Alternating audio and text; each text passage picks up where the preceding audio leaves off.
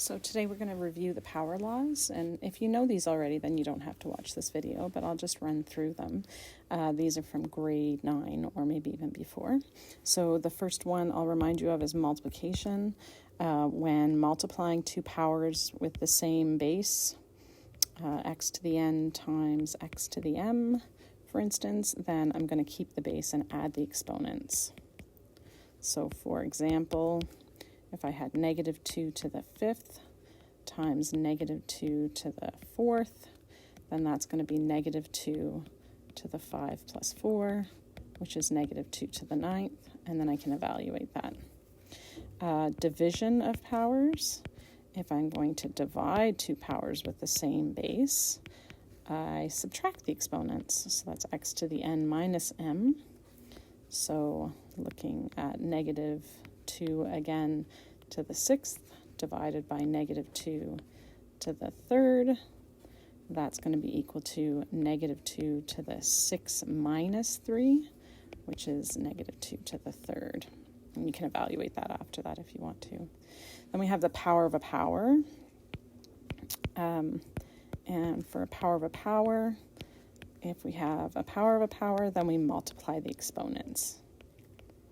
So for instance, 3 to the 5th to the 6th is going to be equal to 3 to the 5 times 6, which is 3 to the 30th. It's as simple as that. And we combine those power rules. We also have the power of a product or quotient. Product or quotient.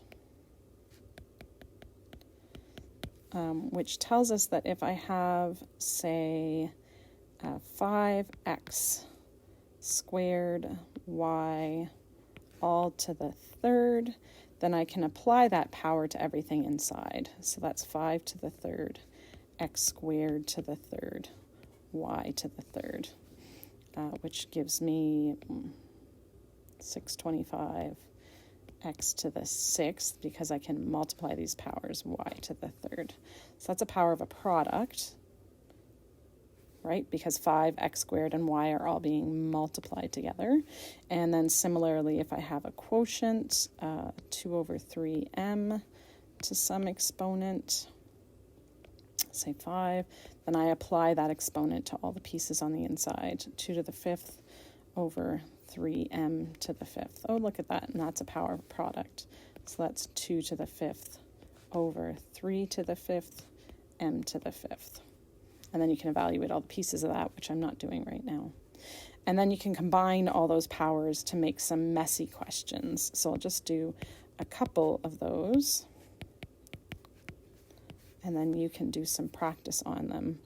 So say 3x, say 3 squared x to the 4th, y to the 3rd, to the 5th, over trying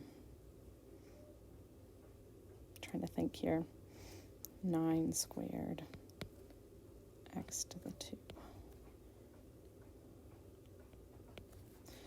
So if I were doing this one, I would do the power of a power first, because it's really like exponents in BEDMAS, or multiplication really. So I'm going to apply the 5 to everything inside this bracket. So this gives me 3 squared to the 5th, x to the 4th to the 5th, y to the 3rd to the 5th, all over 9 squared x squared y to the 5th. Then I'll do all those power over powers in there. So that's 3 to the 10th, because we're multiplying 2 by 5, x to the 20th, y to the 15, 3 times 5, over 9 squared x squared y 5. And now I can simplify each of these pieces. Now 3 to the 10th and 9 squared, I can't simplify those because they don't have the same base. So I'll keep those as 3 to the 10th over 9 squared. Then the next one, x to the 20th divided by x squared, I can subtract those, so that's x to the 18. And then y to the 15 minus 5, 15 minus 5 is 10. And then I would probably evaluate the 3 to the 10th and the 9 squared and then divide those out. But I don't know. I do have a calculator, but now you're going to have to sit and watch this video while I figure out what that is. 729. So 729 x to the 18, y to the 10th. Maybe one more just for good measure. I don't even think I labeled that A. Let's call that A.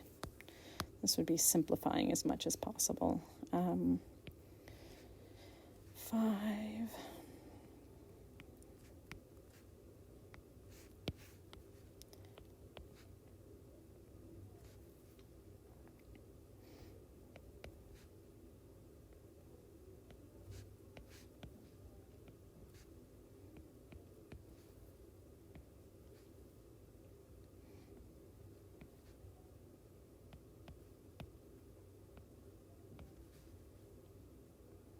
I have no idea how this is going to turn out. So I'm going to do the power of a power first, and I'm going to be lazy and write less down. So that's going to give me 5 to the 4th, a to the 3 times 4 is 12, b to the 2 times 4 is 8, times 10 to the 3rd, a to the 2 times 3, which is 6, right? Multiplying these, don't forget to apply the 3 to that one. And then my square is going to apply all the way across this. So divided by 2 squared, a to the 8, 4 times 2, and b to the 12. And let's simplify that further. I'll put the number parts can't be simplified any at all. Why did I pick such big numbers? That's 625. I'll put these two together first. A to the 12th. And a to the 6th, I would add those exponents to get a to the 18. And then I have nothing to add the b with, so b to the 8th divided by 2 squared. Oh, I lost my 10 cubed. I'll just write that underneath. 10 cubed is 1,000. 2 squared, a to the 8th, b 12. And now that's divided by 2 squared. So that's 625 divided by 1,000. I could probably get my calculator to do that.